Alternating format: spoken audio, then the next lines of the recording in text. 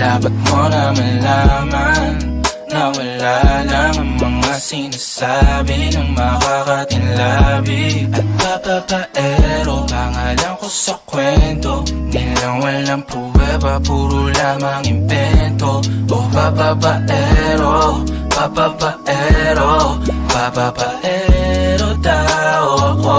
Di naman totoo, yeah.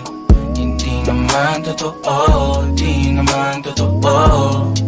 Bago ka maniwala dyan so walang alam, siguraduhin mo muna di yung puro bintang ka na lang sasamaan. Palang ugali sabay tapik sa aking kamay. O di ka palagay, pero di ibig sabihin na meron pa akong iba. Huwag kang mainig dyan, puro sila salita, puro bintang sila nang di ginawa.